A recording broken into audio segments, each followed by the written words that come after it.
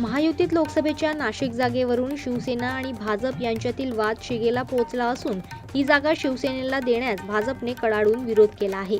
शिंदे गटाचे खासदार हेमंत गोडसे यांनी युती धर्म पाळला नाही। केंद्र सरकारकडून निधी घेऊन विकास कामे करताना सातत्याने भाजपच्या नेत्यांना डावलल्याचा आरोप पदाधिकाऱ्यांनी केला आहे। परिणामी उमेदवारी जाहीर होऊनही गोडसेंची उमेदवारी आणि शिंदे गटाची ही जागा अडचणीत आली आहे। भाजपचे आरोप गोडसे यांनी फेटाळत युती धर्म पाळल्याचा दावा केला। लोकसभा निवडणुकीची घोषणा होऊनही महायुतीत नाशिकच्या जागेचा घोळ मिटलेला नाही। उलट शिवसेना शिंदे गटाची जागा आपल्याकडे खेचून घेण्याचा चंग भाजपने बांधला आहे। त्यावरून दोन्ही बाजूंमध्ये आरोप प्रत्यारोपांचे सत्र सुरू झाले आहे। पक्षाच्या मेळाव्यात डॉक्टर श्रीकांत शिंदे यांनी खासदार गोडसे यांची परस्पर उमेदवारी जाहीर केल्याने भाजप नेत्यांनी आधीच नाराजी व्यक्त केली होती।